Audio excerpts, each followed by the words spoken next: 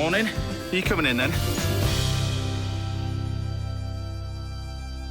Good morning, and what a show we got lined up for today. Today's going to be a special one. We've got actors turned farmers. Kelvin and Liz Fletcher will be here. They'll be taking a seat at my kitchen table throughout the morning. Legendary Italian chef Francesco Mazzei will be back. He's not cooking pizza. We've got the pizza oven ready, but he's making a classic tiramisu. And I'll be down by the veg patch to rustle up a little dish of scallops.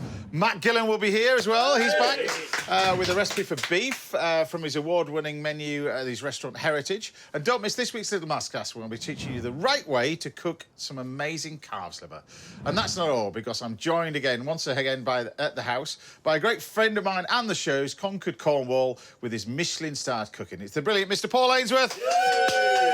Good to have you back at the house, pal. How are you? You all right? Yes, I'm very good. Always smiling whenever I see you. Always smiling. Oh, always got a reason to smile. So you brought a whole boot full of stuff with you from Cornwall. What are we going to be cooking? Yeah, we're going to do a beautiful monkfish dish. So I'm going to show people how you can do like a madras butter roast monkfish, and then we're going to make a sauce with it. But it's all the elements of like potted shrimp. Okay. But we're going to do frozen prawns that everyone can get hold of, inexpensive, some mussels, and yeah, a beautiful sauce. Sounds pretty good to me. And you're going to be cooking outside, I believe, as well. Wherever you'll have me. He's going to be cooking outside. Yeah, we don't want him in the house. He makes far too much mess. Right, but kick things off today. But I'm making a little muffalata using some amazing charcuterie from a brilliant food producer in Bray that I'm going to introduce you to shortly. So the muffalata side of it is like an inside-out layered sandwich, as you know. I think it's one of the amazing things. You live by the sea. Yeah. You're lucky thing. But it's one of those amazing things for down by the beach. You can just make, you can take with you. It gets better if you keep it in the fridge for a day or two, something like that. It's amazing. But a great way. It's not using really leftover things, although you can. But it's just a fantastic way to utilise produce, be it vegetables, be it meat, be it fish, whatever you've got to hand, really. So I've got some beautiful little courgettes over here. I'm going to roast off some peppers at the same time. And the whole point of this, it's sort of layered. So I'm going to get the peppers on, which are over here. Can I just say as well, Matt, I'm so happy you're doing this, because I've seen you do this before. I've never made one of these. You've never made one? Anything that's in bread or sandwich-esque, I am a massive fan of. Well, I know that, exactly, yeah. It's like a really smart sandwich terrine, isn't it? Well, it is, yeah. Well, you may call that the Michelin Star Boys, but, you know, we call it a muffalata where I come from. It's just an inside-out layered sandwich, fella. Why? It's got nothing to do. It's got nothing to do with Michelin Star. I was merely paying you a compliment. No, but it's kind of more Eurostar than Michelin Star, this, I suppose, if we're going to narrow it down a little bit. But it's pretty simple. But we've got Michelin Star sort of charcuterie that we're going to use as well. But I'm going to char grill the veg. The key to this is nice and simple. And also with this is the bread. So this one, really, what you want to do with this is you take your bread. When you're doing it, try and make sure that you don't sort of cut the bread in half. If that makes sense. You're just taking the top off like that. And I'll just move that to one side, because then we need to get rid, or not get rid of, but I'm going to then empty out this little bit of bread. So you can use the stale bread if you want. Yeah. But the whole point about this is you're hollowing it all out. It is a great thing, like you say, isn't it? To take on a picnic to the beach. It's amazing. Make it the day before. It is ace for stuff like that. And what's great about this, if you're at work and bits and pieces, or during the week, you can take this as something to eat for at work as well. But also, what's brilliant with it is because if you put things like cheese, which I'm going to put in there as well, I've got some mozzarella, I've got some parmesan, some cheddar, whatever you decide to put, blue cheese if you wanted to as well, you can actually have this hot. Or you can just take a slice of it cold and put it under the grill and it'll heat up as well. Yeah. But we're going to basically just simply cook our nice little bit of veg really quickly, a nice little easy on our barbecue. Yeah. Like that. But I know you've got your eye on this charcuterie, because I know you want to dive into this. So why don't we head over to the banks of the River Thames? Well, near the banks of the River Thames, because he's obviously in his office at the moment, in Berkshire, to speak to Alex Morgan from Bray Cured. Welcome to the show, Alex. Thank you very much. So this is an amazing selection of things that you've got in front of us. And Paul, I mean, as chefs, we love cured meats and stuff like that. Where did the idea come from? Because this is not one of your first career moves, is it, really? You were doing something completely different before this. Yeah, I was. I started off I learned this as a way of learning cooking for getting into kitchens, and then I got booted out of kitchens relatively quickly, and went back into an office. So I did make it in. I was up in the northwest doing a little bit of chefing, and then went into an office, did 10, 15 years of sort of corporate stuff, but was keeping this up in the background. Still was the passion, and it got to the point where I thought, can I do a business on passion, and that started off a couple of years ago. How do you learn about it as well? Because I often think with charcuterie, there's a fine line between getting it right and getting food poisoning. Yeah. Technically, isn't it? I mean, is it a technical thing? It is quite technical, isn't it, really? It's not as straightforward as everybody makes out. I think it's less scary than it's made out. And I think you can learn in a number of different ways. There's loads and loads of good video content that will teach you. There's loads of great books. But in terms of, is it difficult, is it technical, is it scary? Like any other kind of food manufacturer, we've got some things that we need to do it consistently and safely, but also relatively simple. So we watch our pH, or we watch how much we're drying and stuff like that. But the actual kind of basics of curing meat with a bit of salt and then letting the atmospheric conditions change the texture and develop the flavour for you, it's pretty straightforward. Anybody can do this. We teach everybody to do this on courses. There's a thin end of the wedge, and then we get you hooked and have you making all kinds of stuff in the chef. It is a fascinating subject, really. Yeah. Isn't it? Like you say, it's just that you say that it's the application of salt and bits and pieces, but I mean, fundamentally, yours is all about the quality of the meat. I know that you're really, really big on heritage breeds and sustainability and that kind of stuff. So just run through some of the things, run through some of the basics. Let's talk about pancetta first of all. This is your amazing pancetta. I don't think you can see this in front of us. We've got this amazing roll pancetta that you've never seen before. No, it's got some beautiful pancetta over here. Tell us the process about making this, because a lot of people see pancetta. What is it? What kind of meat is it? And how do you make it? Sure. So it's bacon. I mean, we're a British charcutier, and the industry in Britain is growing and growing. So we would call this a bacon, also pancetta, so everybody knows where it's coming from. But it's a dry cured and then aged bacon. It'll spend a period of time being cured, and the salt starts to kind of denature the proteins. And then we've got the aging process that's adding flavour, changing the texture. And you end up with something that you can eat this as is, it's ready to go. So cured and cooked, equivalents of each other if you go into the etymology, and like pure and queen and all that kind of stuff. So it's safe to eat straight off. With that bacon, rendering that fat out is going to make all the difference to how it is. So some of this charcuterie is better as is, and some of it is better with even a little bit of warming will transform this bacon. So you can crisp it, or you can warm it and let the fat come out. But if you get that fat out, you've got to keep it, because that fat is just gold. So you could eat this as it is, like this. So we can, yeah. So let's have a. So we got Paul Ainsworth here. I know that. Is it something that, I mean, you're obsessive with pushing the boundaries and seeing your kitchen, anywhere that follows you on Instagram and sees your kitchen expanding, and your salt fridges and stuff like that. Yeah. Is this something that you would ever delve into, this sort of stuff? Absolutely, like fascinated by it, and like listening to Alex there. You know, what I love is there's the lovely way of eating it and put it on a plate and everyone's sharing around the table. But obviously the pig is so versatile, isn't it, for charcuterie and stuff. But is there anything else that you've sort of been experimenting with like charcuterie? Do you do anything with like lamb or?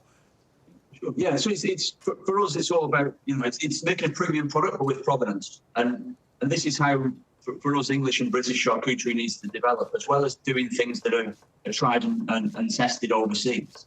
We've got fantastic primary producers here, which go across everything that we can make. But some really kind of fantastic specialists in things like hogget. So we've got a hogget Brussels on. It's kind of slightly more mature than lamb.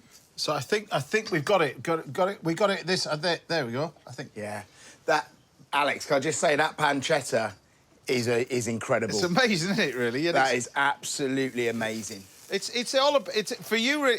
You say that you went, you know, you go online and learn about these things, but where did you were in sort of HR? Then it was COVID that hit. That was the defining moment that you went, I'm going to do something slightly different. How on earth do you learn about that and been able to do it in the middle of COVID?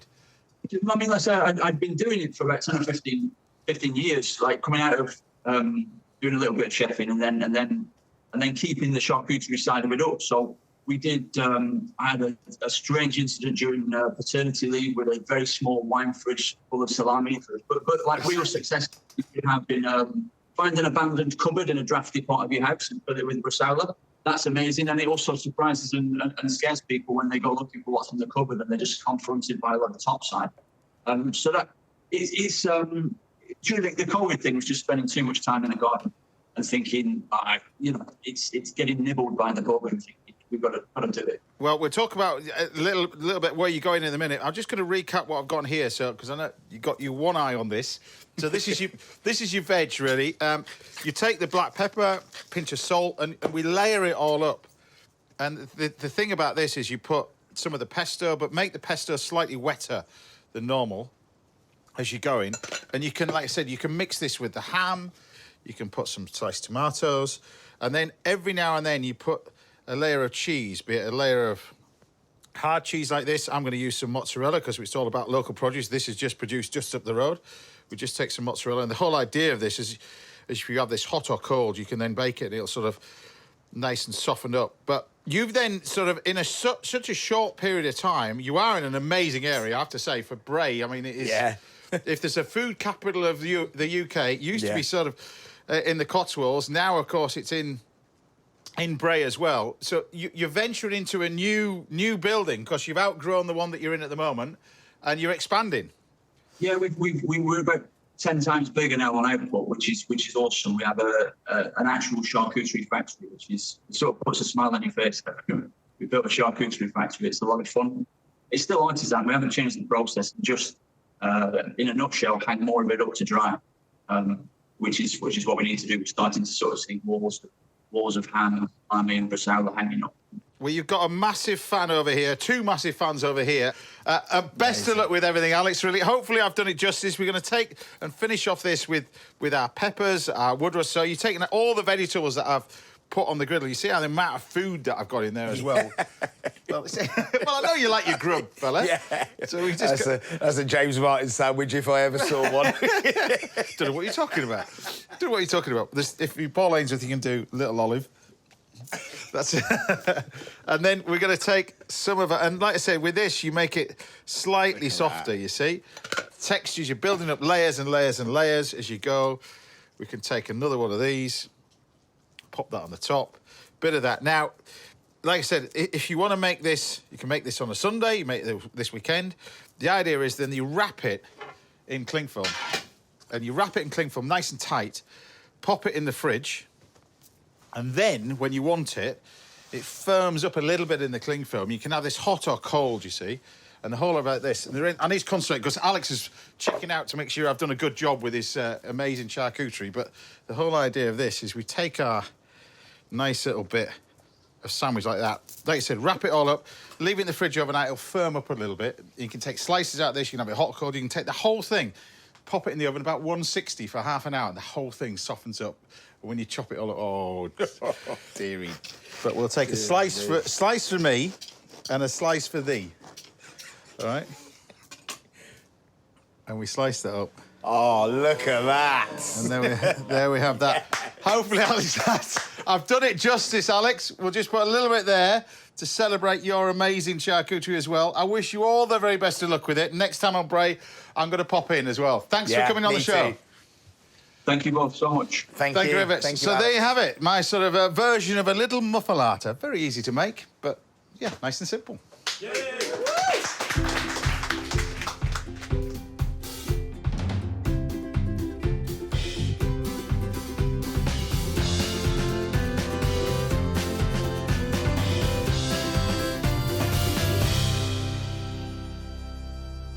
There you go, Paul. Bon appetit. Thank you very much. It's a bit like having a burger at one of your places. When you serve it, you go, when I go, how do you eat it? You go, I post a burger and people say, how are you meant to eat it? I'm the same. I just cook it. Yeah. It's not my problem. Do you know what I'm going to write back now? You haven't had James Martin's muffalata. That's a whole different story altogether, but there we go. Right, Paul will be treating us to a dish of Cornish monkfish a little bit later on the show, and Chef Matt Gillan will be sharing his recipe for a short ribber beef. But join us again again after the break, when he'll just about get through this, down by the greenhouse and tucking into a dish of scallops. It's all right, though, that? Tell you what, it's amazing. Thank you very much. See you in a bit.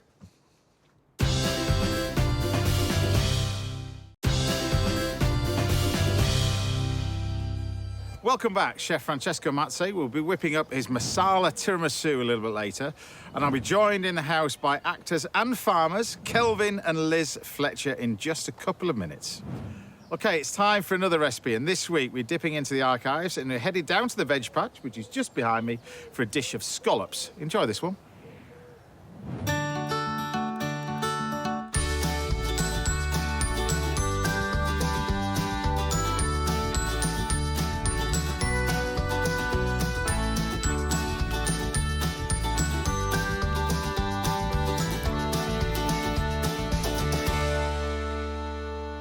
Now, I've got to be honest, this dish could utilise anything, really, from this garden. I've got beans, kohlrabi, I've got some chard there, anything, really, because it's a wonderful little salad to go with some scallops, which I'm just going to cook in their shells on the barbecue. And this salad's got a bit of fruit in there. It's got a little bit of apple, but also some strawberries, because this really works fantastically. Strawberries in a really nice vinaigrette, a classic French vinaigrette, is just wonderful in a little salad. So I've got some lovely hand-dyed scallops over here.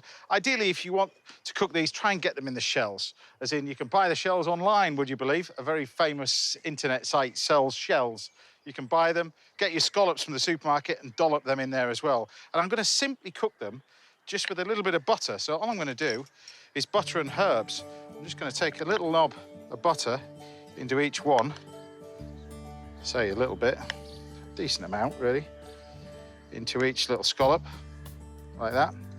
Now, the great thing about these shells, they're a nice little cooking vessel, which is perfect to serve them in, but particularly to cook them on the coals.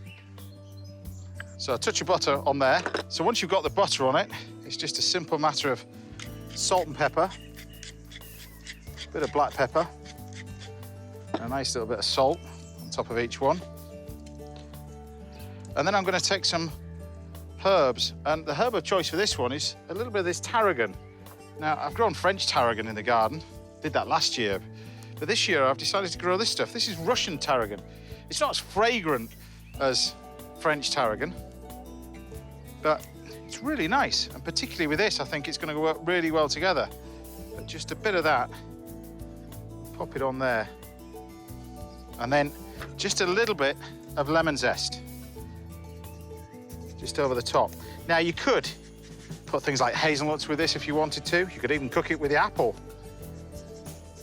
while it's in the shell as well.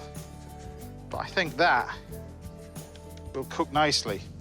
So all we have to do now is lift off the griddle plate and cook these direct onto the coals. Now, you can do this on a disposable barbecue, it works really well, but the most important thing is you make sure they're nice and flat, because otherwise you don't want this butter to leak out. So if it leaks out, it's just going to create a flame. So it almost just sits in there like that. And they'll cook in their own shells nicely. In there. You can hear straight away they're already starting to cook. They're only going to take a couple of minutes. Meanwhile, while they're cooking, we can turn our attention to our dressing for our salad. Really simple little dressing, a classic French-style vinaigrette, one that I learned from, funny enough, a French chef who's eaten at the house quite a few times, the legend Mr. Kaufman. A little bit of mustard. He would never use English mustard. It's always Dijon mustard for this. Touch of white wine vinegar. You can use cider vinegar if you want, but a little bit of vinegar. And then always veg oil. Veg oil, never, never olive oil. And what you end up with is this classic style dressing. Some salt, some pepper. But you can see it's split in here. The key to that is a little bit of water.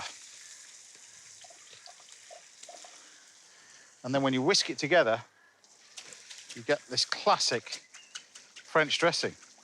That's it. You can put things like tarragon in it if you wish, but that looks really good. Now, check your scallops, because these are cooking away. You can see they cook away very, very quickly and nicely. Look at that. How good do they look? So I'll just take that one off. Like I said, they don't take very long at all. You can rotate them in the shells. You're only looking at probably a minute and a half total. Just rotate them in the shell like that. Look at that. Lovely and cooked in that foaming lemon and herb butter. That one's done. You don't need a fancy barbecue as well. You can do this in a disposable barbecue. Works brilliant. See, look at that. It's its own little pan. It's lovely, that, isn't it? Just pop a few of those on there. Now, because you've got the butter in there, ideally what you want is a nice little thing to cut through that butter. And you get that in the form of a nice little salad. We've got a lovely dressing over here. And then the salad itself is relatively simple, really. I've got some beautiful fennel over here. I've got some apple. I've got some peas if I want to put in. And then all I'm going to do is take everything, including the fennel, and then thinly slice it. I'm going to take a little mandolin here. And what you want to do is get this nice and thin. Now, it's a good idea when you're doing this to drop it into ice cold water once you've sliced it, because you want to get it nice and crisp. And the ice will crisp it up as well. The same thing if you're doing anything with radishes, stuff like that. Drop it into ice cold water. Just brings it alive, really, in a salad. So slice that up into the cold water. We can then take things like apple. I can just grab a knife and then basically just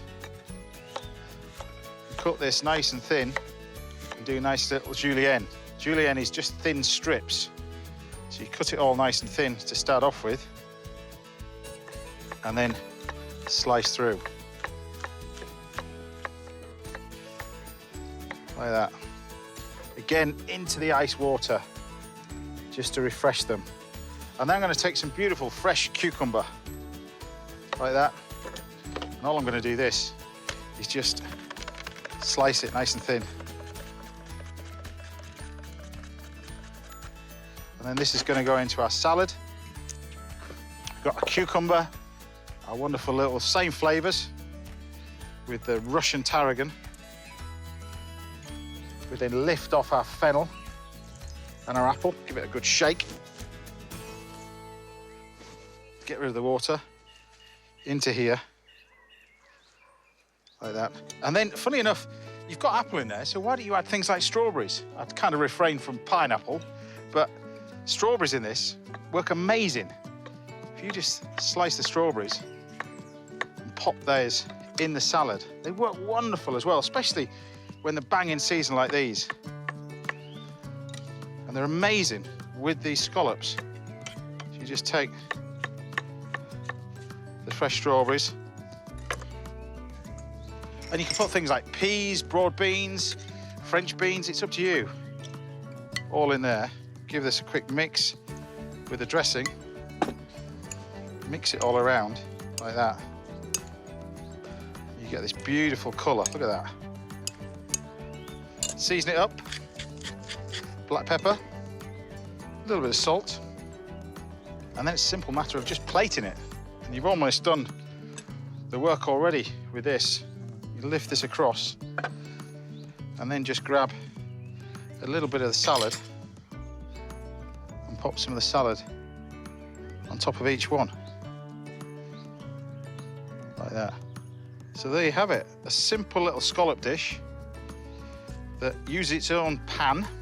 Very simple to cook. You can just serve it plain with a few little nuts if you wanted to, or there's a nice little salad like this with the strawberries. But it's all about that great vinaigrette. So there you have it, scallops on a barbecue. Looks great, that, doesn't it?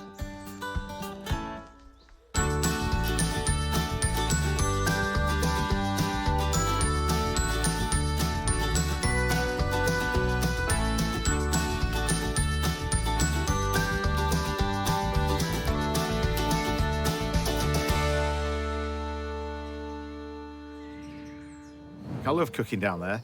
Now, the very talented Paul Ainsworth has come all the way from Cornwall, and he'll be treating us to a plate of Cornish monkfish very shortly. And I've got a masterclass in carved liver coming your way a little bit later. But first, we're back in a few minutes in the kitchen with Kelvin and Liz Fletcher. I'll see you in a bit.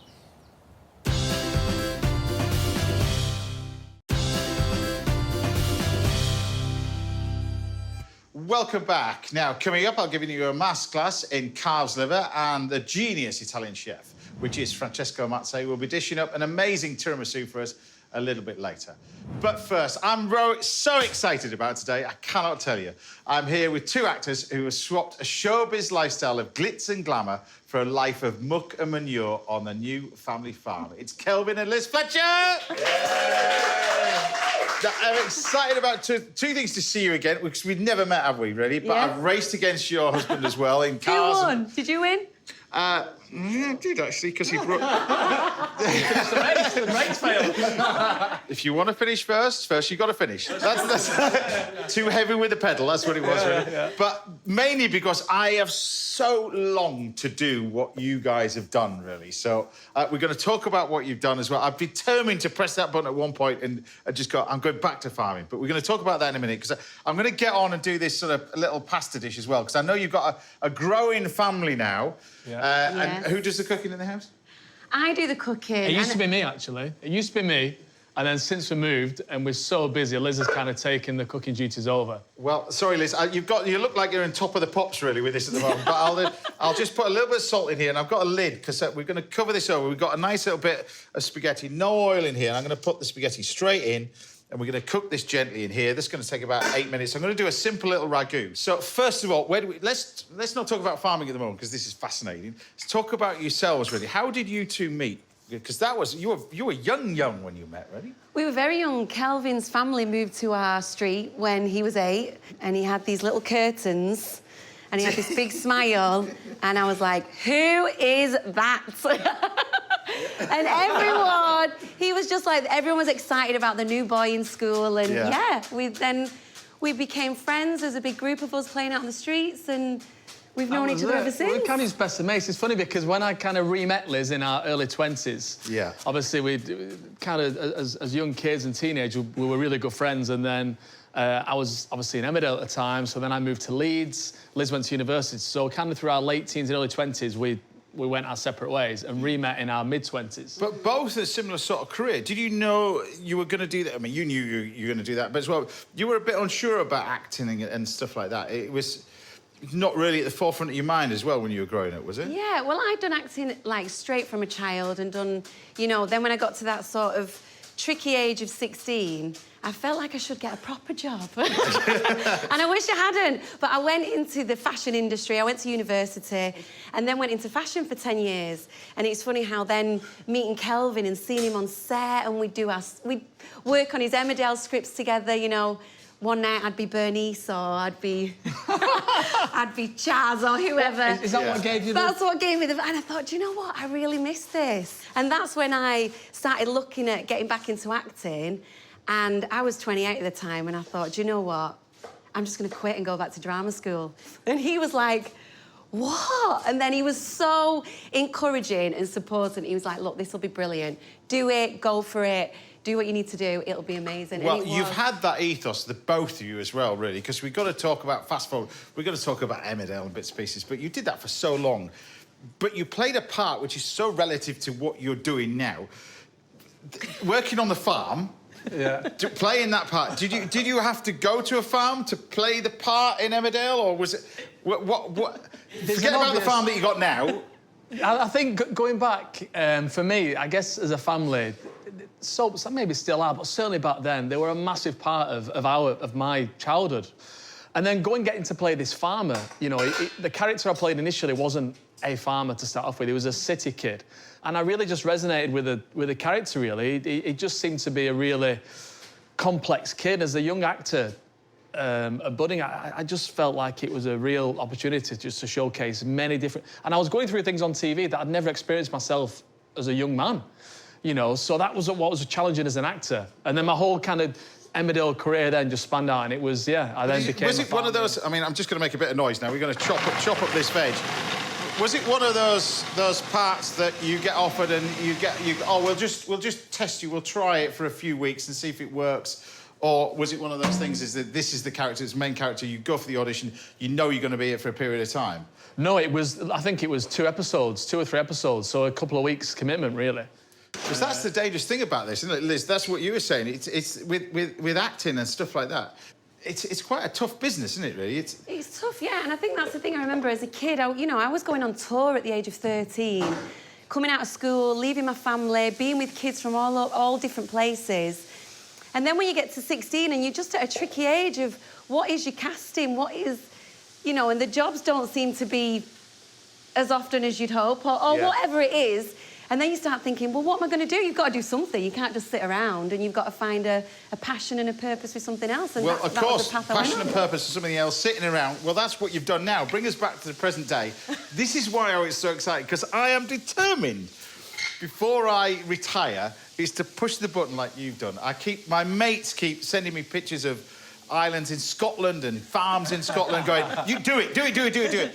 You guys, you were going to go somewhere else. Wasn't it California that I mean, you must have gone, yeah, let's go there. I was packed. I was like, I'm there. It was the California dream we were chasing. Because you had 2 kids then? Yeah, we had 2 kids, yeah. So you were thinking, right, California, go... For a few years, just start something new, just give the kids a great life on the beach. We'll try it as actors, as the hub of the industry, if you like. That's probably even harder. It probably, but there's a chance to reinvent yourself, and maybe we could get a part-time. We'll just do anything. We'll go on an adventure and just see where life takes us for the next 5 years, say. Right, so then what happened? COVID hit. That's quite a big thing. Yeah, quite a big thing. But that didn't stop us in a sense of we wanted to still just pick up and start again. New. Just do something different in a different area. Right. So you're looking online, and we looked from Scotland to Wales to inner cities to rural, and we just saw this place that was still northern, and Liz wanted to go down south. I wanted to stay up north with my friends and my family, and we found this beautiful farm in the Peak District. And we viewed it. I fell in love with it, and Liz says it's lovely, but this is not us. It's not California. This is not California. And I said, let's do it. And before we knew it, we'd bought a farm. And it just went from there, with a view to kind of have a simpler life in the countryside, has turned into being... We're in the countryside, it's not simpler, it's more complicated, it's more chaotic, we've got more children, there's more pressure, more responsibility, but that sense of adventure, I can't imagine us not doing it now. Just to show you a little snippet of what you're about to see. This is going to air tomorrow. Tomorrow, our new series starts. It's an 8-part series, something like that? Yeah. It's an 8-part series, yeah. Series. Just a little snippet of what you're about to see and what I fell in love with as a kid, but just watch this. The minute you look at it, the minute you've seen it be born, you're all like, look, I don't want to see that. And then now, the minute you see it, feel like, oh my God, that was amazing. Oh, look, it's about to stand up for the first time, and Mummy's saying, go on, darling, go on, you can do it. She's been a very good mum. Stand it up! Oh, it's up, oh, come on. Yeah, yay! It's up, oh. You'd only got a snippet of that, and it just brings back so many memories of me as a kid. My folks stood there, and the kids, the appreciation that those kids will have as they grow up from doing what you're doing, that's so vital, isn't it? Well, I think the most fascinating thing is they've taken this in their stride. Yeah. I mean, it's a big change for them to go on a farm, and it's just so effortless for them, and it's just an beautiful exploration, isn't it? That's the thing. It's like every day you wake up and you're in a zoo. It's the most amazing experience. It is, yeah. And I think for me, they get a real understanding of what life's about. The responsibility of caring for these animals. The hard work, the challenges, everything really that you experience as adults in your everyday life. You get a chance to kind of have the kids along this journey, adventure with you, really. Look, we've got our pasta cooking away. I think it's magical what you've done. The pasta is cooking away nicely. The reason why I'm doing this dish now and not the salmon dish is because we've got the greatest Italian chef in the UK, and I am not cooking this in front of him. No doubt he will probably come in and have a taste of this. But taking his advice, we'll take the pasta and we'll continue to cook that in the little ragu. So the pasta goes into this and you mix it all together rather than the other way around. I think so many times you have this and the pasta just sits and you dollop the sauce on the top. This way we just finish it all off in the nice little sauce like that. I'll just take my last little bit. There we go. Pop that in there and move that to one side. This would go down well in our house. It's enough Kids for a family. would like this. This is a dish that everybody can just tuck in. And that's the great thing about it. You just chuck it in the middle of the table. But the idea is you just take this, put it all together, mix it all together, switch it off now. You've not splashed it or anything. I know, look at that. It would just be all over me if I did that. There we go. And we're just taking a good dollop of that. And we just take this. There we go. Says that's nearly spoke too soon. Nearly spoke too soon. But is it everything you thought it would be? Farming. I think there's so many benefits. It's so stressful, but I think you look back and the call it a day and you think there's so much amazing enjoyment out of it. Yeah, really. I think it's been that and more. Without sounding too cliche, yes, it's hard, it's a challenge. As new entrants into farming, we felt so overwhelmed at times where we're just thinking there's just too much information to take on. You feel like you have to be a vet, you almost have to be an accountant, a businessman. There's so many hats that you have to wear. But there are moments of absolute bliss and joy, and they are the simplest of moments of, well, whether it's in the lambing shed or just sat in the field looking out with a view. Well, I think we're going to witness that over the next sort of 8 weeks. Tune in tomorrow morning. We're going to chat more about it as well, because I want to talk cars with you as well a little bit later, because we get several guests who come on the show with all these fancy cars. Paul Ainsworth in a blacked-out BM outside, looking really cool. You top-trumped him in a pickup truck. I love that. It stinks as well. It absolutely it stinks, and I love it as well. But there you have it, my classic little ragu with spaghetti. Wow. Easy as that. Dish number 1.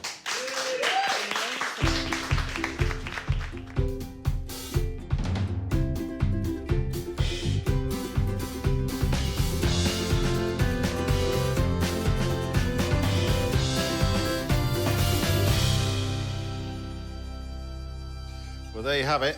I didn't get it all over me, so I'm trying to get it all over you. The difficult bit is eating it, I suppose, but there you have it. Nice. I always like to just cook. You can do whatever you want. You can eat it however you want. You're at my house, so you can do whatever you want. Is this the proper way where you turn it around? You can do it whatever way you want. Oh, wow. This is amazing.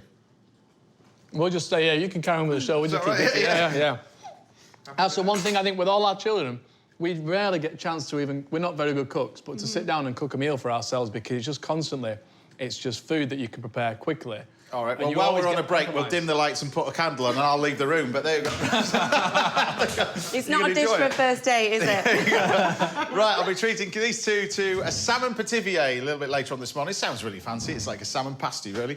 And there's a masterclass in calves liver coming your way very soon. But join us again after the break when Paul Ainsworth will be here serving up an amazing dish of monkfish, mussels, cockles and clams. I'll see you in a bit.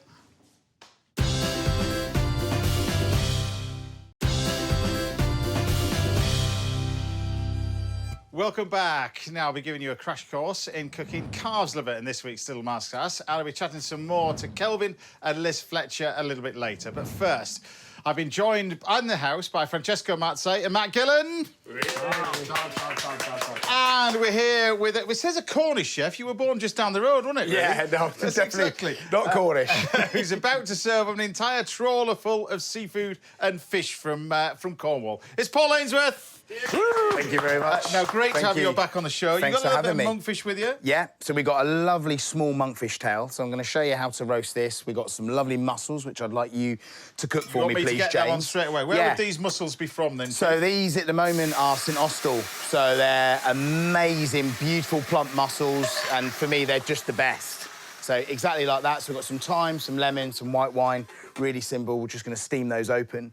But now this is where the dish kind of really speeds up. So we've got our lovely monkfish tail. So quite monkfish, generous. this is quite a small monkfish tail considering what you normally get. Yeah, we can get the big ones. So we use these, which are brilliant because it's just nice to serve that whole tail. Yeah. Or you can do the ossobuco style cut as well, which comes off the bigger one. So just for anybody that's interested, the monkfish is actually, it's called anglerfish, isn't it? Some people call it. Absolutely. There's about 60% waste on a monkfish. Yeah. Big, massive, great head.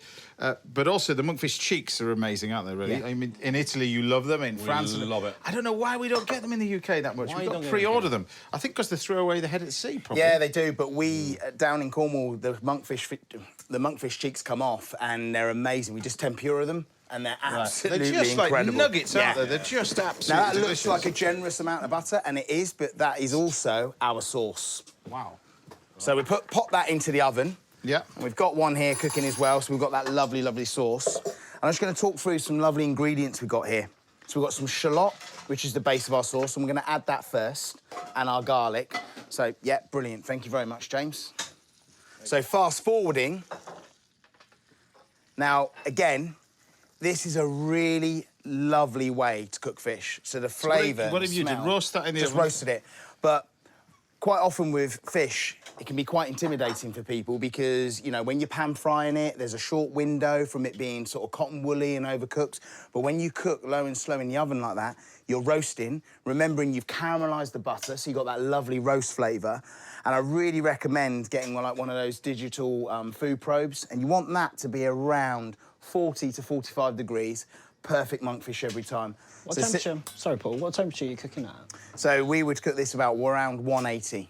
So you'd have that at 180 and about 12 minutes to get to that temperature in the middle. So we lift the monkfish off.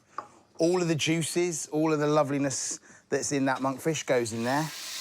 And I'm picking the mussels as well. You don't want the liquor from a the little mussels. bit, yeah, Okay. a little bit, not too much, OK? I'm going to pick these mussels anyway, so... Now, the first thing I'm going to go in with is a shallot in there. And I don't want the shallot to be super soft. It's a real quick sauce. I want that lovely texture of the shallot as well. Yeah, absolutely. This is an idea from potted shrimp, then, is it? Absolutely, yeah. So now we're kind of moving into like a potted shrimp kind of style.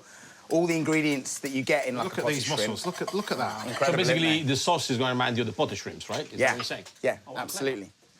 So all the ingredients that's in a potted shrimp is now in the sauce. Smells good, So Paul. straight away we've got curry brown butter, shallot, garlic. What's not to like? I love curry brown butter. It took you a while. It took you a while, but there's a new book on the horizon.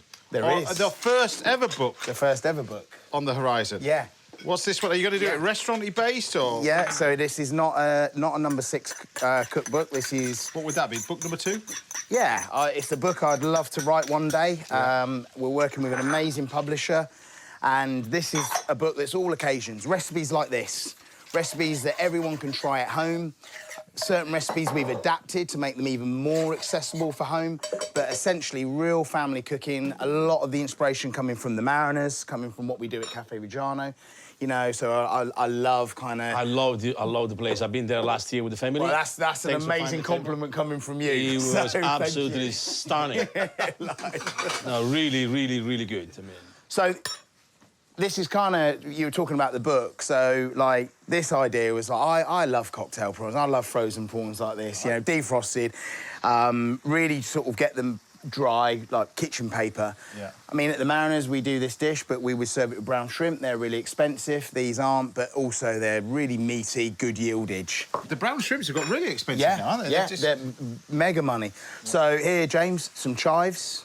Right, and then over here, you've got these breadcrumbs. Yeah, that's going to go on last. So you know how you kind of...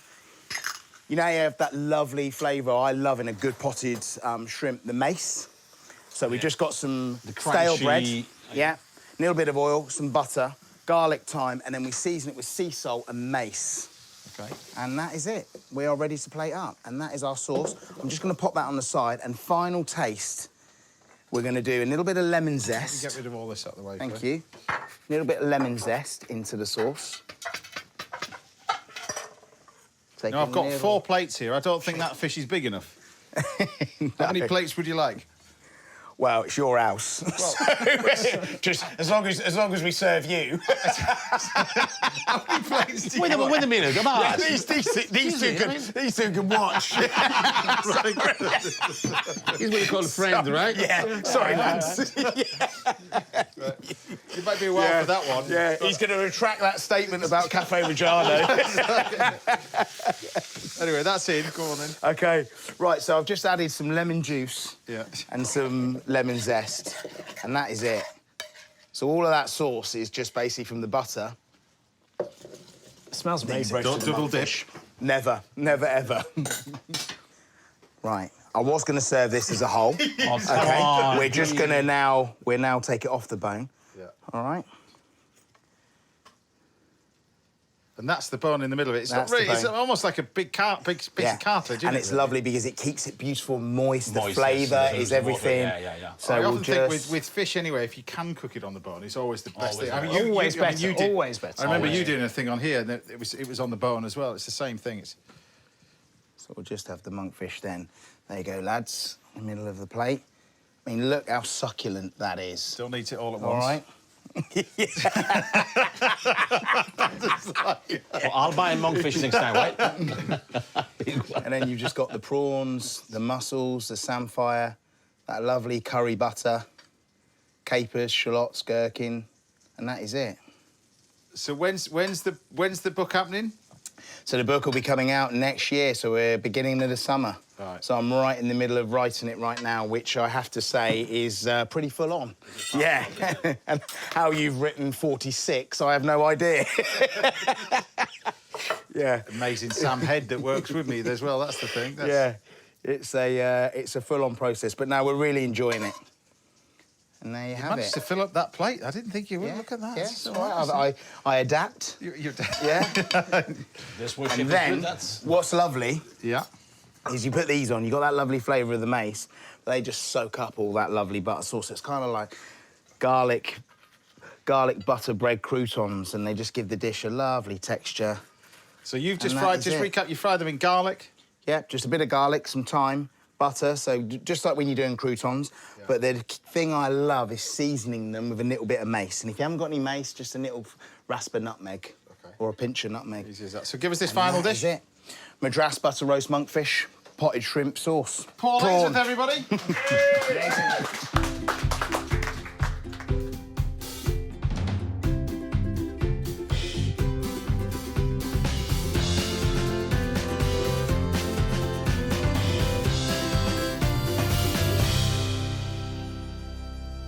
Bon appetit, guys.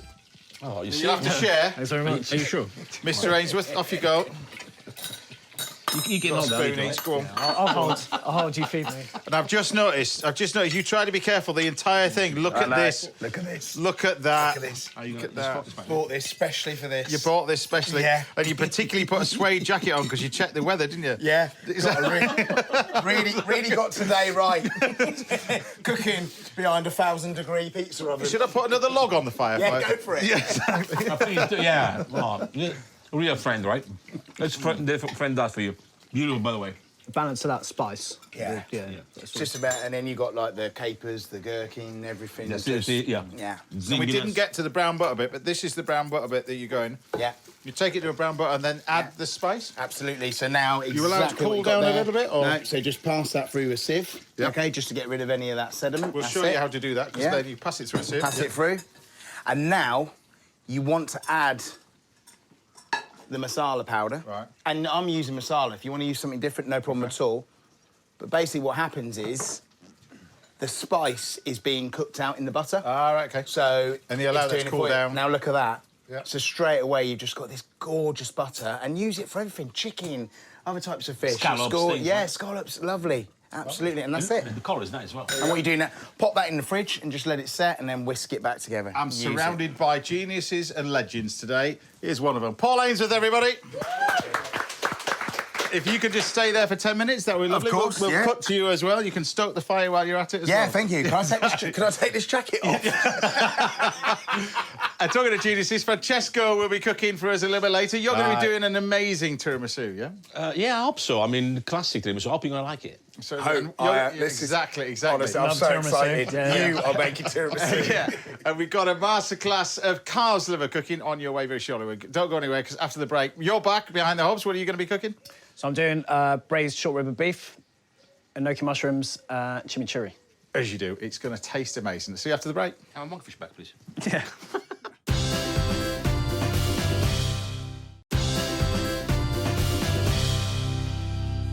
Welcome back. Now, coming up, we'll be learning how to prepare and cook calf's liver in this week's Little Masterclass. And I'll be treating my guests, Kelvin and Liz Fletcher, to salmon petiviers a little bit later on. But first, I'm here with Paul and Francesco, and we're about to enjoy a dish from a Hampshire lad who's become one of the hottest young talents in the country, from Heritage Restaurant in Sussex. It's brilliant, Matt Gillan. Now, Matt, this is my kind of food. You got a little bit of tiramisu, you've got a little bit of monkfish, and it was a little bit of monkfish. Now we've got some serious bit of food. beef fat. Now we've got beef fat, we've fat got a and chunk beef. of beef. What are we going to be doing? So we have short rib of beef, Jacob's ladder, which is Wow. going to be braised in cola. Wow. Yeah. And red wine. So Literally, it's all your favourite things. All my favourite things. Why do you... it's amazing what you have to do to get on this show. Yeah, so you got beef fat crumbs and Coca-Cola. Is your live, man? That's haute cuisine. Wait till you see this, though. Wait till you see this. So, anyway, that's... OK, so... Yes. What have we in here? Veal stock, red Yep. wine, Coca-Cola. Love it. So I think it's the sugariness as it reduces, you get this amazing flavour from it. Yeah. Right, So it's it's show quite a everybody the savoury- Jacob's ladder. So Because Jacob's. usually you see them cut like that into pieces. Yeah, you do. And I like... This is what I like to use. So the 4-bone, it gives you just a much more even, like, structure around the meat. And just in terms of portion, it's a bit kind of Fred Flintstone, isn't it? Because this is kind of slow cooking to the extreme, isn't it, this way of doing it? So all this stock. So a lot of recipes will show you to brown off the beef and things like that, but that will render down the beef fat. Yeah. But we actually want the beef fat for beef fat crumbs a bit later on. So No, so I normally don't you would want- seal this off. This, you're not going to do that? Yeah, no. So we want that beef, so as this cooks, all that fat's going to come out and it's going to sit on top of the... Now, you want me to do a little bit of chimichurri, don't you, out of this? So we've got some chilli, we've got some garlic. You can tell us the herbs that you want in there and everything else. Yeah, so we're going to take... So with chimichurri is quite garlicky, and that's not what the flavour we're going for, so I'm actually going to make it quite citrusy, just because of the richness of that beef. Right. So do... So just cover it do over. half. Yep. This is, I mean, you can cook this two ways. Turn the oven up for, what, 3-4 hours? Yeah, so I do it... You can do it about 160, 3-4 hours. Yeah. But I prefer, and I think it's my personal preference, is better, about 110 for 12 hours. If you can do it for 110 degrees... Yeah, it's just really, really So tell me about the gelatinous. herbs that you're using over here. This one first. So we've got chervil, Yeah. a handful of spinach, quite a wedge of a bunch of oregano, Yeah. 2 cloves of garlic. That's and in. three limes, zest and... Zest and juice. So, right, I'll get those in a second. Yeah. And, right, tell us about these enoki mushrooms Enoki then. mushrooms, yeah. So they're just a cultivated mushroom, and they're just great. I love the texture of these. Do you use them a lot? So they're so versatile. So is this one dish on your menu? Or? Yeah, it is on the menu. Well, the last dish that you came on, which was a while back, you've still got the same... Still on the menu, yeah. Can't take it off. Ooh. I mean, this smells amazing already. Yeah. Oh. Wow. Look at that beauty. Hello, look at that. Oh, So this has been done overnight. Yeah. This one. You see, like the bones. So once the bones have just fallen off like that, you know you're good to go. And how long have you cooked this one for? You've cooked it So literally this is for overnight. 12 hours at 110. Wow. I smell that Coca-Cola, man, as well. Yeah, it's great, isn't it? So this liquid is what we're going to use to finish it as well. So there's a lot here. So the idea is once you get to that stage, you're going to reduce it down, is that right? Yeah, so we've got this in a pan already. So let's all reduce down. There's a layer of fat across there. So what you want to do is just chill this down, skim that fat, and we'll reserve the fat because that's going to flavour our panko crumbs. Yeah. But if you render that down first, you can keep the fat, but it's already toasted, so it's quite strong. So by the time you put that rendered roasted fat into a pan and then toast the crumbs, it's just a bit stronger. You kind of takes it a bit more burnt. But can I get you to check this? Do you want it thicker, finer? Just a bit looser, a bit smoother. A bit looser, a bit smoother, so a bit more... Like Mr. Ainsworth, loose and smooth. He's trying to be friendly again now. Keep going. After the Godman answer things, they're trying to get friendly again. There's nothing as close to the truth as that, to be honest with you. Loose and smooth. Yeah. So it's just falling apart, but because of the makeup of like the rib, it's just got enough texture to hold itself. Yeah. So while we're doing that, we're just going to give this a quick blitz. Do you want it? Yeah, That's better. That's better. Right, there you go. So you want it nice and fine. So the sauce you reduce down. Yeah, so we'll reduce this down. So it's going to enhance that red wine. It's going to bring out that cola flavour. Yeah. So I've got the juice and zest of all the lime, or 3 limes in there. We'll go for a monster portion of this, shall we? Yeah. We don't mind. There you go. Oh, and then you put it back in. Back in. Yeah. Right. So it's almost like sticky ribs. You know, so that's And what then we're reduce that right down to it's like a sticky glaze. doing. Yeah, nice caramelization. Right. Yeah. So that's reducing down nicely. Now I'm intrigued about. I don't need to going on about these, but I'm intrigued about what we've got going on in here. Yeah, I like that. This is this beef fat. The beef fat crumble. So this is the fat. So with the beef fat Beef crumble. fat crumble. Yeah. Beef fat crumble. No, beef fat crumbs. Crab, sorry. Or crumble. Crumble's, yeah, crumble's good. Right, so So it's the beef fat. So this is just the beef fat. talking to him. So this is the fat from the top of the cooking that you've just been doing. Yeah. Right. Yeah. So it's, See, I know when you're a kid. you can't just eat that, James. You can. This is the thing you can, Matt. Because when you're a kid, we used to go into my granny. The granny had a pantry. She had no fridge, and you used to go and get the jelly off the bottom of this, Nice. and then scoop it out with your finger. And look at that. Yeah. Is that's where the passion of butter coming from you, or? That's when we ran out of butter. We went in for the beef fat.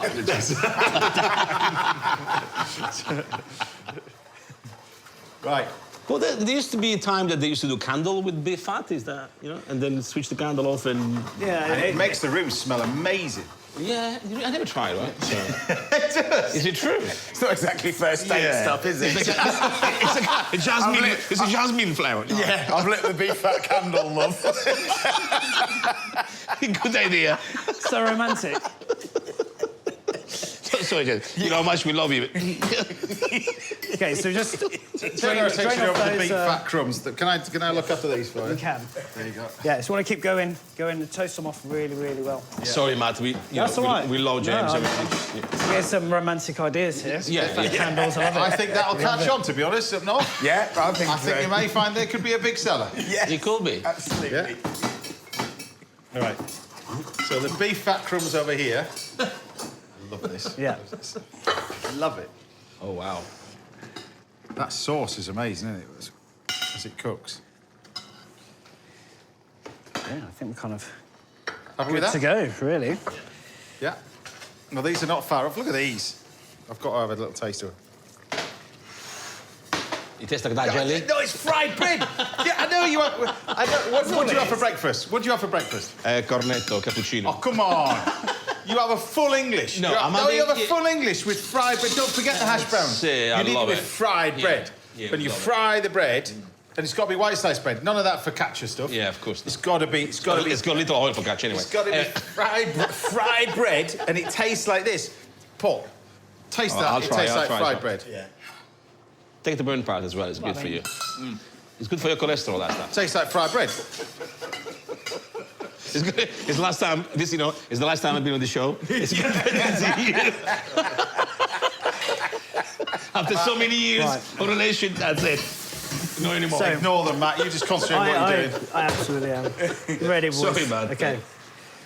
This is a monster portion. doesn't It's happen not like very this in the often, restaurant, just- but Yeah. If you come into the restaurant, yeah, and you get yeah, What you get. yeah. Realign your Move on. expectations.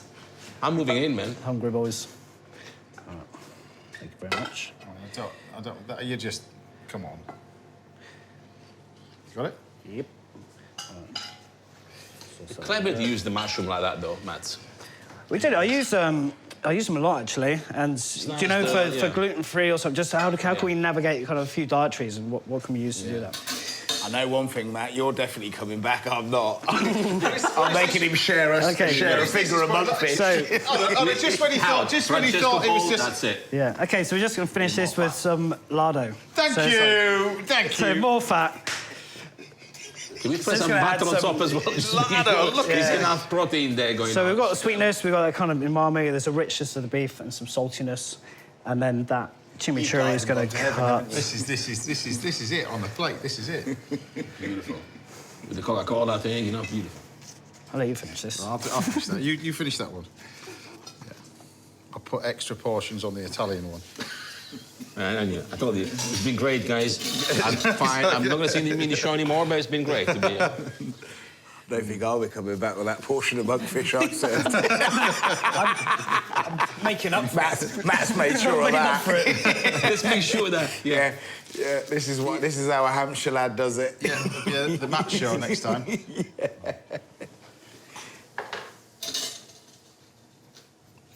Crumble. Ooh, still hot. Sizzle. It's a lovely dish, I'd say.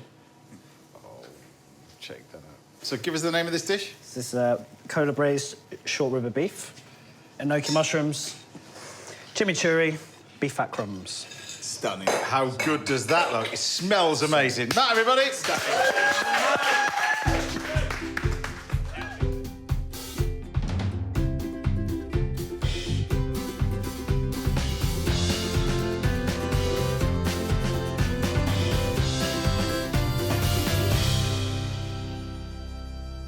Right, you can have that to share. Thank you very much. It's always done like that. He always does that. Always. This is. Well, you know it's good. It's on your menu, but it's just. It is. Smells incredible, Matt. Oh my God. Honestly, it just falls apart. amazing, Look mate. at that. I think for me, the thing that makes it is that chimichurri, but taking it on quite a high lime note. Amazing, but chimichurri. Just kind of lifts it, cuts through it. It's brilliant. Makes you want to go back for yeah. more. The chimichurri with it, the crumb, the texture, the enoki mushrooms.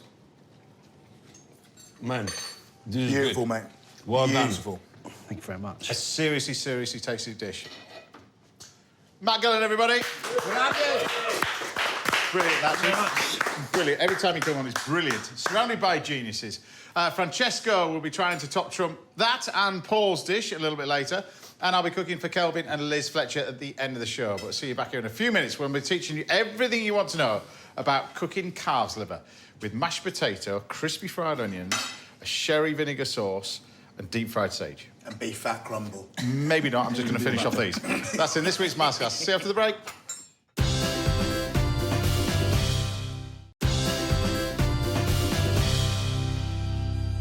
Welcome back. Now, there's still loads more to come from my guests, Kelvin and Liz Fletcher, and Chef Francesco Mazzei, the genius Italian chef, will be whipping up an amazing tiramisu very shortly. But first, it's time for this week's Masterclass. And this week's Masterclass is for a gentleman I met at the Chatsworth Food Festival back in August, who wanted to know the right way to cook calf's liver. Now, loads of people have been asking me this, all these food festivals as well, throughout the summer as well. So your wish is my command. We've got in here some beautiful little calf's liver over here. Now, you get it various degrees of thickness from the supermarket or from the butcher's, really, but the key to cooking it is exactly the same, really. You want a nice hot pan. The thing is about liver, particularly calf's liver like this, you want to build a nice little crust on it. And it's not going to take very long to cook. This is only going to take probably 2 minutes to cook all the way through. So get a nice hot pan first of all. Then we take some flour. You can have seasoned flour, but you just take a touch of flour. Now, this is going to help crisp up the liver itself. So we just take a dusting of flour. It doesn't have to be any fancy flour. It doesn't want to be self-raising for sure, but just normal plain flour. Now, like I said, that's going to help crisp this up. Nice hot pan now. So now we can start to turn up the heat. Now, this is slightly different to cooking steak. You've probably seen me cook steak before at a little masterclass. I start with oil in a hot pan. With liver like this, you want to start with just butter. And you want to get it nice and foaming. So you take plenty of butter. That's going to go in there. And get that foaming really in the pan. As it starts to go slightly nut brown like that, then we take our liver. That can go in. Now we crank up the heat a little bit. And this can then cook. You can already see the butter starting to go that lovely nut brown. It's not burnt. Don't want that. You just want this lovely nut brown sort of texture. Now, you keep your eye on this, really. Really concentrate on this one. And you want to cook this on one side, particularly if it's really thin. This is only going to take about a minute. This is sort of about ½ a centimetre, something like that, this liver. Keep the heat consistent like that. You can keep checking it. You can always turn the pan down once you've got that nice little bit of colour. But you can see already that butter's going that lovely nut brown, which is exactly what we want. So just regulate the heat a little bit, turn it down a touch, and then we can check that. It's looking pretty good over there. And I think a lot of people don't like liver because they've tried it and it's not been cooked properly. And I think that's because the pan's not been hot enough and it kind of sweats in the pan more than anything else.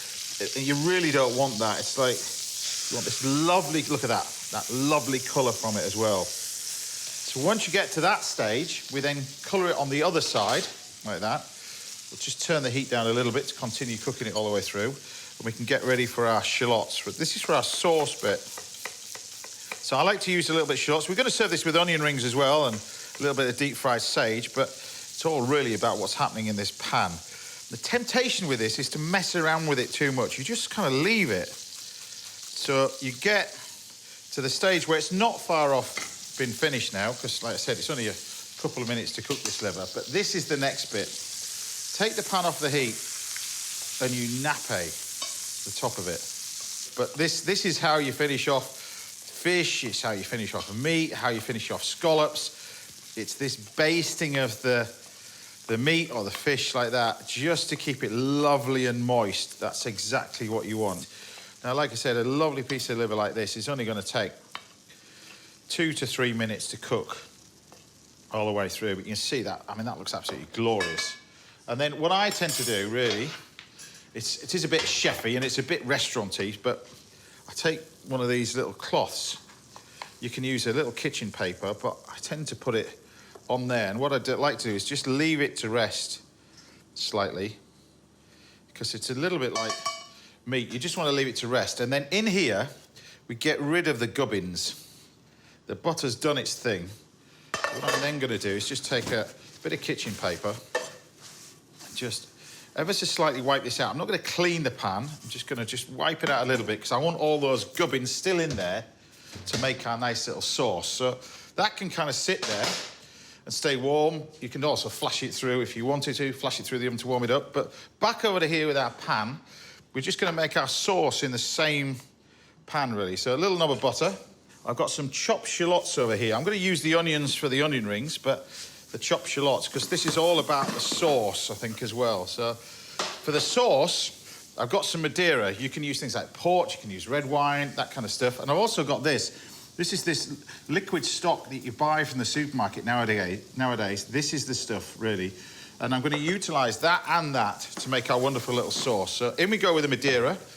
You want a match ready, because I'm unfortunately cooking on electric. Electric doesn't have the ability to flame it. There you go. So you want to get rid of that alcohol, so just burn off that alcohol. Same as if you were using port or brandy.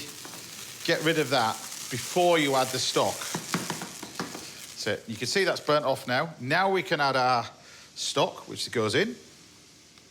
It's jellified, and now we can start to reduce this down and start to make our little sauce. It's going to take about sort of 2 to 3 minutes. So next, we're going to turn our attention to our batter, our deep-fried onion rings. We've done this lots of times on the show before. It's a really foolproof batter. Bit of table salt, in with some self-raising gluten-free flour and some cider. But you want the fizzy cider. So the real fizzy. You can see the bubbles in there. That's what you want. If you haven't got cider, you can just use a little bit of sparkling water, but the gluten-free flour works a treat in here. And the batter for this, you actually make it quite loose. So not too thick.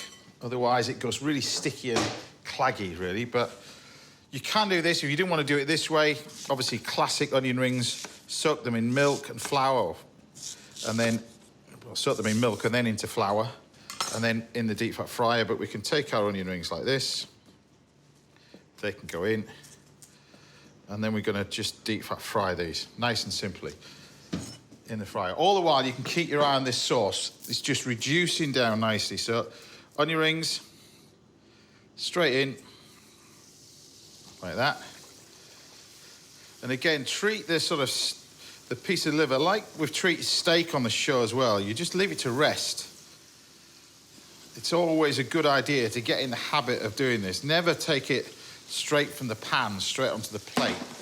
You just need to allow it to rest nicely. Now, all the while, this sauce is reducing down. Now, here's a little tip, really. When you're reducing this down, this does two things. It intensifies the flavour and changes the texture of the sauce as you reduce it down. Too much, it almost ends up like black treacle.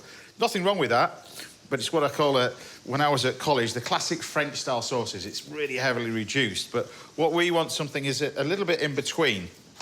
So this will help you. If you take a little knob of butter in there, maybe a little bit more, pop the butter in, and you can see what's happening is that butter will sit on top of the sauce. Now, as this starts to reduce down, the texture changes, and as the texture changes, it gets thicker. And when the texture's right, that sauce will emulsify into that butter, and it'll become one, technically. So what you want to do is just keep your eye on it, keep reducing it down till that sort of layer also all comes together. And we only season that at the last minute, because seasoning it too early, it's going to get too strong unless it reduces down. So we've got your onion rings. They're ready. They can come out like that. Nice and simple, nice and quick. Easy as that. Now with this, we're going to serve a little bit of sage. So let's touch of salt. Sage is an amazing herb. It's very, very strong, can be. Usually, obviously, pork and bits and pieces, but particularly good with calf's liver. If you taste this raw, it's really strong. But if you then deep fry it, it goes beautiful and crisp. But what you want to do is take the fryer and just drop it down to about 160 degrees. Too hot, it's going to brown straight away. What we're going to do is crisp this up. Now, all the while, keep your eye on the sauce, because you can see that now. See that butter is now sort of starting to emulsify? It's almost gone, that fat layer. Probably about another 30 seconds, that's ready. It gives it time to then deep fry these. Don't wash these, whatever you do. Just go straight in the fryer. And what you want to do is you want to cook these till they go translucent. And they'll just start to change colour slightly. Keep moving them around in the pan, like that. Keep your eye on the sauce. The onion rings are there. And then we can then, once these go translucent, which they are, you can see now, take these out, straight out onto our little dish. These are amazing, by the way, particularly as we head towards Christmas. Yes, Christmas is around the corner. This is brilliant. If you want to put this on your Brussels sprouts and that kind of stuff, or mashed potato, this is just ace to funky it up a little bit. It's wonderful. This is our nice little sauce now. So you can see that layer of butter has sort of disappeared. Touch your salt and pepper in here to season it. And the final thing, particularly with liver and calf's liver, is some form of vinegar. And sherry vinegar is really the best one for this. So you just put a few little smidgens of sherry vinegar. Don't go putting malt vinegar in, it's not the same. A bit of sherry vinegar. Red wine vinegar, possibly, but sherry vinegar is the best, really, for this. As we reduce this down, we're almost ready to serve this. So I've got my mashed potato, like that. So while I put this into a little piping bag, we can take all of our ingredients over here and we can just flash this and warm it up a little bit. And then you've got your mashed potato that we can pop straight into our bag. Our sauce is now done. See that? It's all finished. And then this is where if you wanted to do a cream-based sauce, like a Diane sauce, you've got the mushrooms in there as well. You can put the cream in at this stage and you've got a cream sauce. Either way, it's entirely up to you. But I think with a dish like this calf's liver, I'm going to keep it nice and simple. So mashed potato in there. No need for a piping nozzle. Straight across. And then we can pipe our mash on the plate. Like that. And then we've got our lovely calf's liver, which you can see, if you get in the habit of this, and you just put it onto this little sort of kitchen paper or something like that, it's just much, much better in terms of getting rid of that layer of butter. The butter's done its job, really. You've got our wonderful little sauce. We can then warm this up, heat that up. And you see the texture saying, you see how that layer of butter's sort of disappear. It's emulsified. If you just put butter and water in a pan, it'll do exactly the same thing as it reduces down. The only difference is the structure of this sauce changes because of the fact that it's made out of these veal bones. And this is where it's almost come full circle. You've got the veal from the calf's liver and you've got the veal bones used to make this amazing sauce. So it's all in one. And we take our wonderful little sauce over there. We take our crispy onion rings, just a few of those on there, and then our deep-fried sage. And just put a few leaves of sage on the top. And there you have it. It's classic. Loads of people who wanted it in this summer. It's my pan-fried calf's liver with crispy-fried sage and onion. Now, if there's anything you'd like to learn about, a little masterclass, I do enjoy doing those. We'll see if we can help out right here on the show. Time now for a quick break. Join me again in a couple of minutes when Chef Francesco Mazzei will be taking over this very kitchen with an amazing tiramisu. See you in a bit.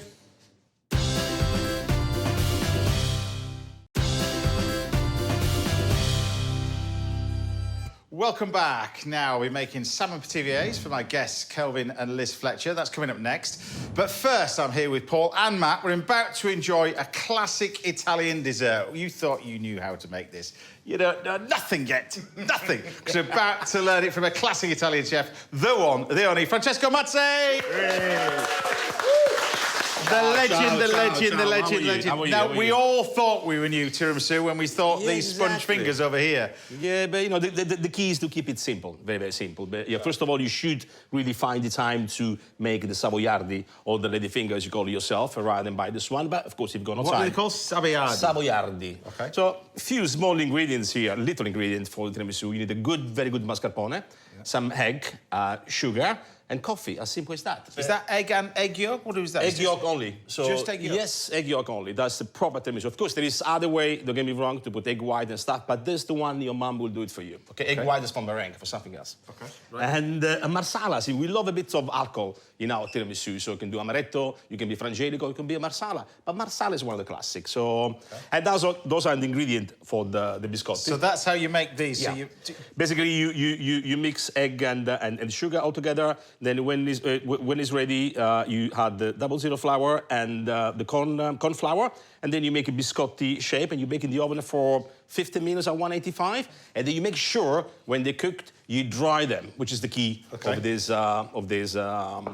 So to reduce the temperature down. Yes. So you want me to? I can't believe you're giving me this most important bit, really. It is most important bit because if you make that one wrong, there is no tiramisu, guys. So what am I doing with this? just make sure it's nice and soft. Exactly what am I doing with this?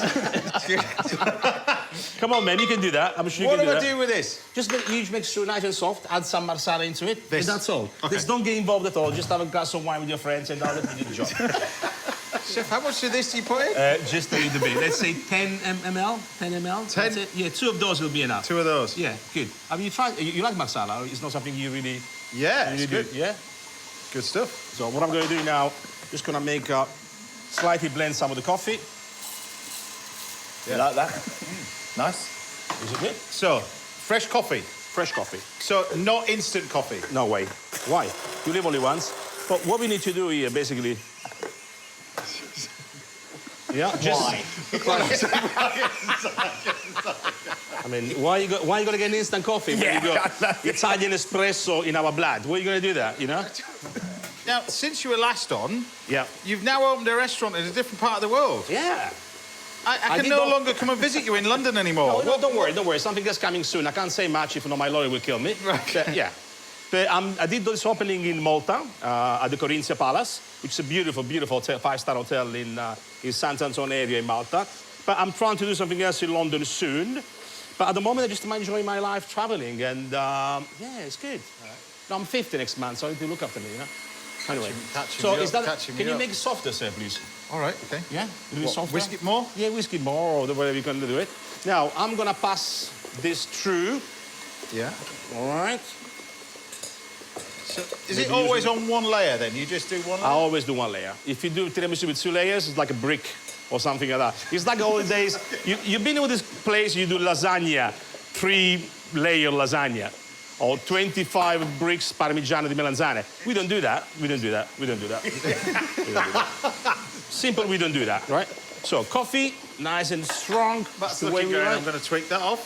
We'll change that recipe. I'm pretty sure the last tiramisu I made was at least 3 layers. Look, Last tiramisu I made, I totally deconstructed it. You'd have hated it. Deconstructed it. You did say that, didn't you? He did. At least I just did 3 layers. Sacrilege. Fred. He took it all apart, put it all back deconstructed together. it. Deconstructed that's it. all I like you, man. So sorry. Anyway, so marsala, and you see the biscotti now. They'll take all this flavor. And of course, when you do tiramisu, make sure it's always hot coffee and not cold, yeah? And again, this is the way it should be. It's amazing how much those biscuits, though, soak up. Even these soak up a lot. Look at that, it's all gone. The problem with this one is that at the end of the day, when you scoop your tiramisu out, you always find a bit of coffee liquid on the plate, which we don't want it. You need this one to keep the... You will see on the result of that one. Okay, so can we ready to do that now for me? Yeah, I'm there. All right, so look, that's the way you should do your egg yolk. Right. It has to basically become white. It's something like when you do a sponge bowl, you know, this kind of thing. Can you manage? Yeah, sure. I'm keeping going. Go. This is quite a big responsibility, to be honest with you. exactly. Right, slow down a If bit. something goes wrong, so James Martin did it. Yeah, it's a TV There you here, go. Right.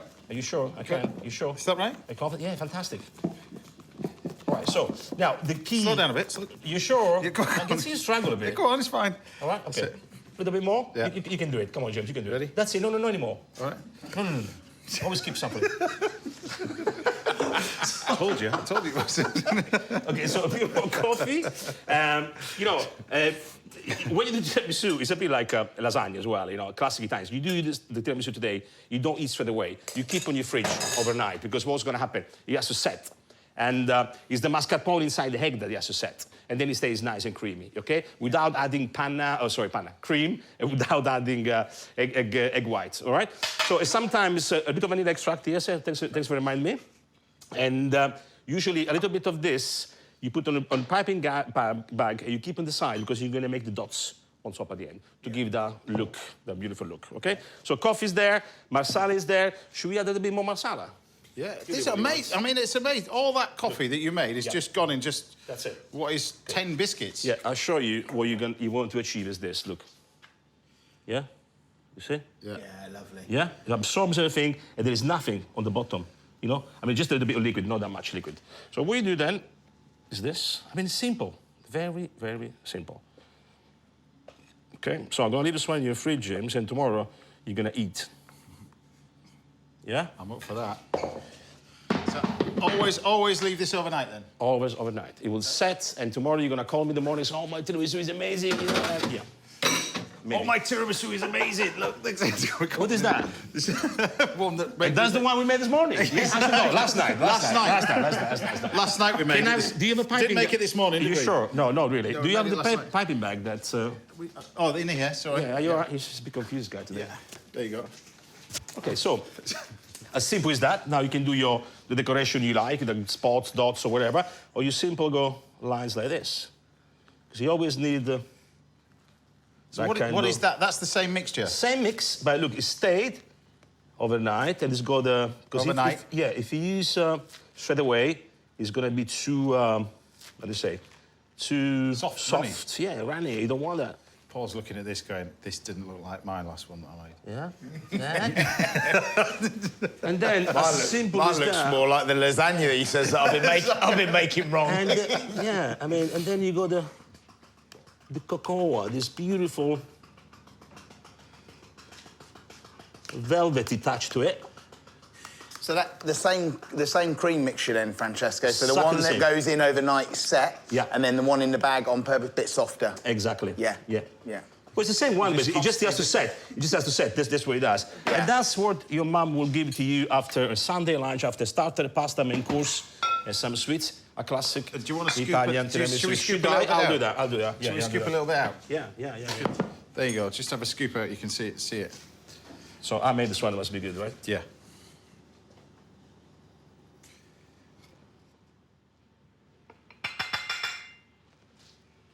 Done that before, haven't you? Tiramisu. Amazing.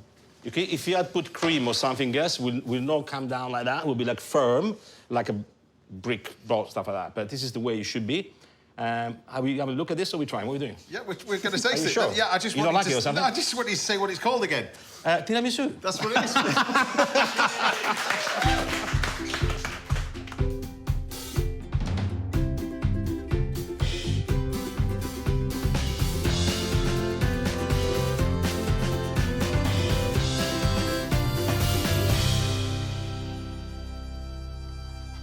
There we go, boss.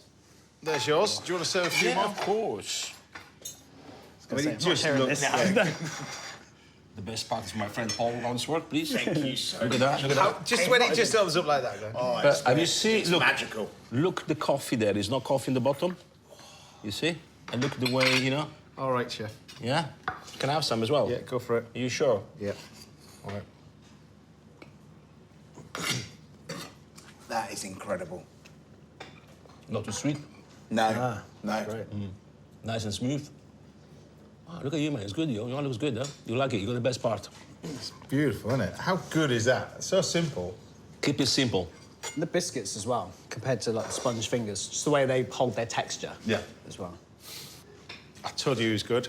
The best Italian chef in the UK, bar none. Francesco Mazzei! The best. Right, we've already eaten pretty well. That's not too bad. So we've got time for one more final course. After the break, I'm roasting up a salmon pativier, or as he likes to call it over there, a pasty, but not a Cornish one, for Kelvin and Liz Fletcher. See you after the break.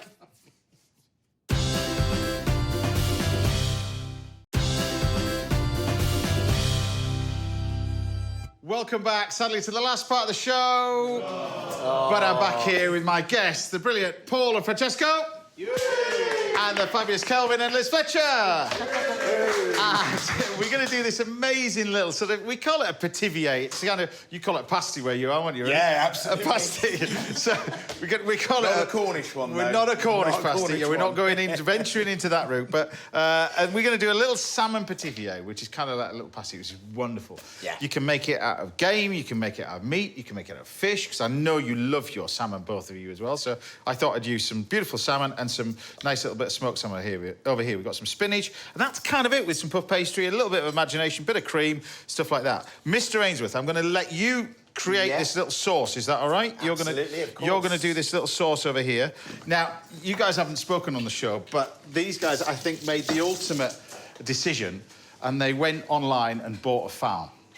What do you mean you went online and bought a farm? Yeah, we didn't get off You call them eBay. in Cornwall? You had a particular name for them in Cornwall? Then? Yeah, he sort of bought a farm and Google Farmer. Google Google Farmer. That's us. You bought this on Amazon or something? More or less. How this works, I mean. But no experience whatsoever. No experience. We decided we're both actors and we just fancied a bit of a quieter, different way of life. But I mean, you just went online, you find this place and you like it, and you just bought it. Yeah. Did you check before? You went to see it? Oh, we viewed it. Yeah, No, we did it properly. We did do it. I mean, it wasn't on eBay. Yeah, he thinks it was just buy it now. No, we bought it the proper way. Could be that sort of thing in Italy quite a lot.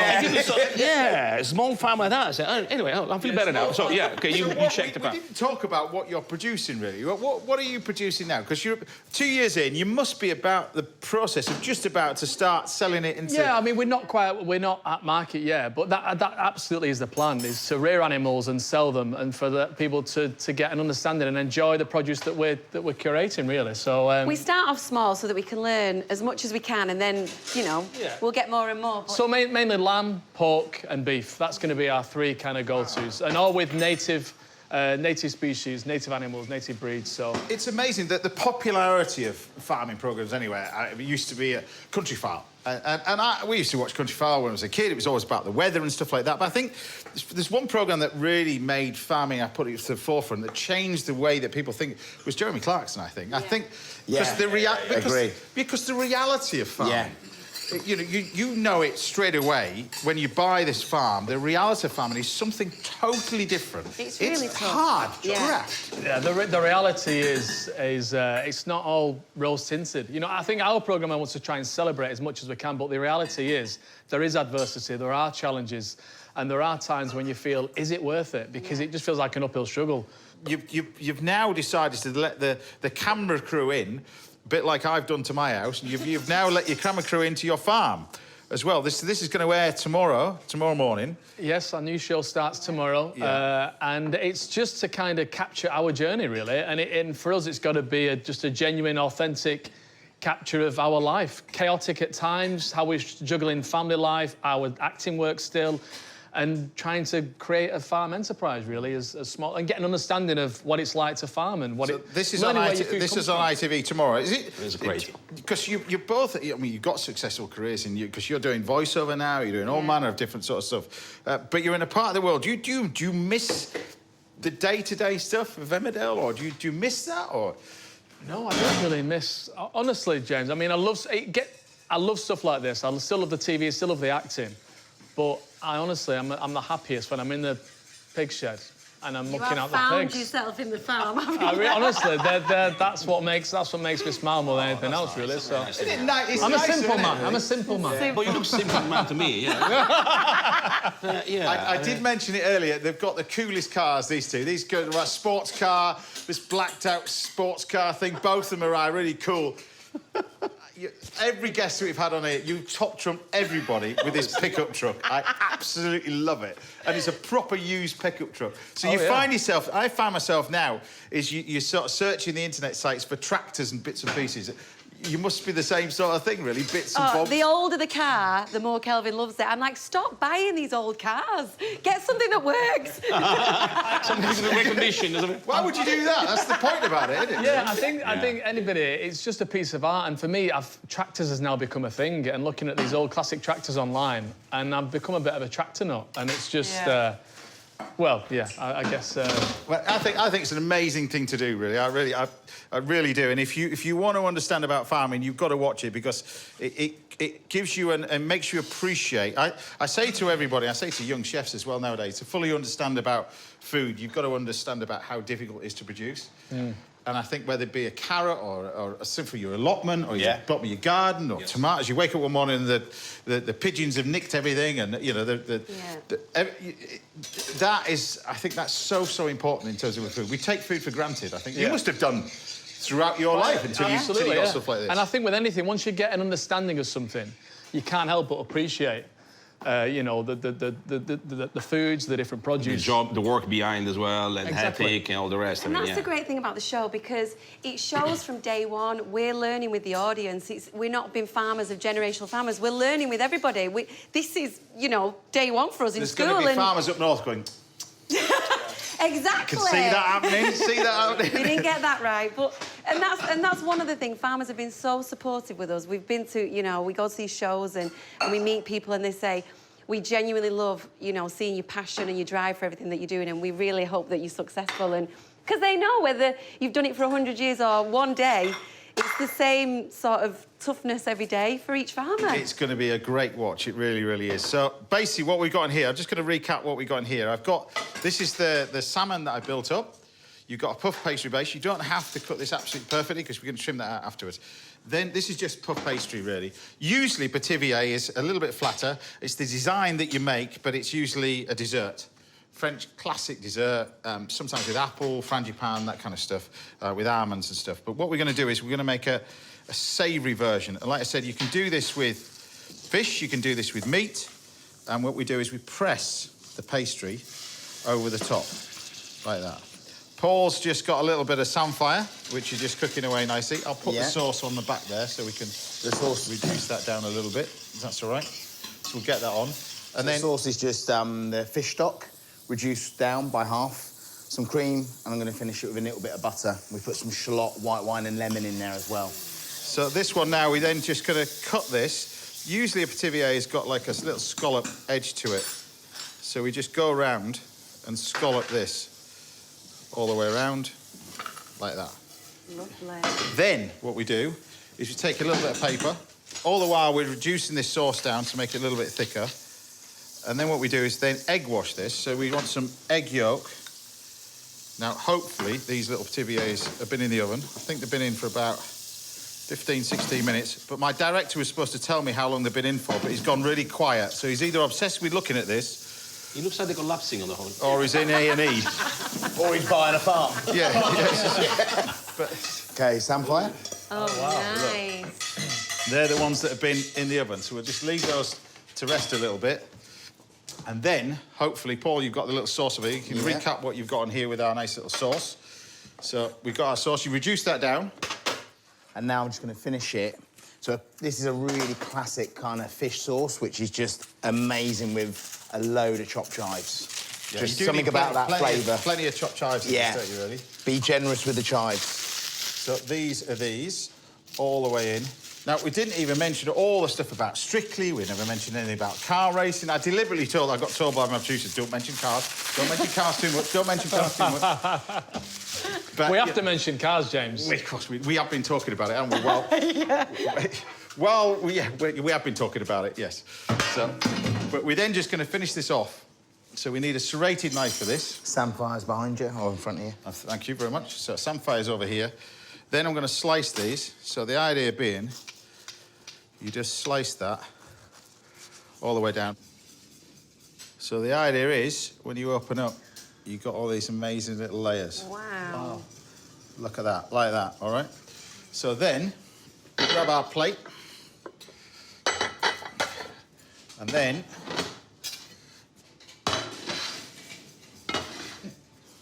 So just put that. This is a little bit of samphire, or depends where you come from, samphire. Bit of that. I've never heard of that, James. Sorry, what is it? So this is classed as sort of sea asparagus, but it's not grown in the sea. It's actually grown on the cliff sides, usually on rocks. If you taste it, it tastes like slightly salty. Sea asparagus. Tried this before. Lovely. Lovely sort of stuff. That's that one. It's tasty, isn't it? Yeah. You got forage in it, be down there. Your neck of the woods, you got plenty of it. Right now, loads of it. And just Right now. cook it just a bit like spinach, a little bit of butter, steam it, a little bit of water and some pepper. Because it's got quite a nice saltiness to it already. Yeah, Norfolk and stuff like that, but you've got your nice little sliced one.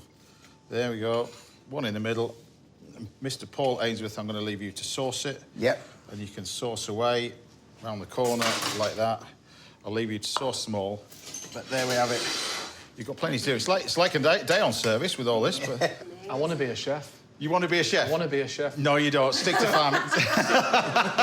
Come on, man, you cannot do everything now. We want, stick to the farm and then we're chefing for you. If you're up for that, I may just swap you at one point. There you go. There you go. But it's a lovely little dish. Like I said, you can freeze these. They're brilliant. Stick them in the freezer. Remember, when you take them out, they're going to cook a little bit longer. But you can do this with game, you can do it with chicken, you can do it with venison, do it with pork, you can do it with beef, you can do it with lamb, you can do it with Pigeon as well, a very classic. Pigeon is another classic one as well. There you have it. There you go. So my classic pativier, or as Mr. Ainsworth calls it, a little pasty, but not a Cornish one. Wow. Well,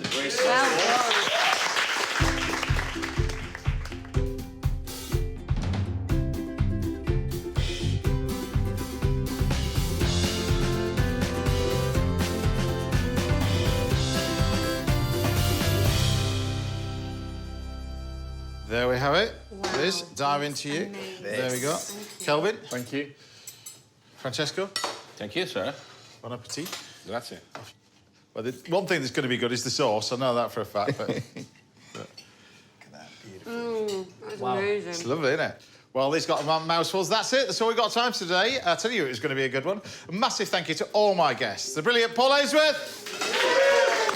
Matt Gillan, who's gone back to his restaurant. Francesco Mazzei. And, of course, Kelvin and Liz Fletcher. Best of luck with everything. Don't forget to tune in tomorrow morning on ITV. You can watch it as well. It's going to be a great series, that one. See you at the same time next Saturday morning. We'll be joined by Ryan and Liam Simpson-Trotman. Monica Galetti will be here. And Peter Andre will be here. Mysterious ghost. But anyway, I didn't want to do that. Anyway, until then, take care. Stay safe. Thanks for watching. Bye for now.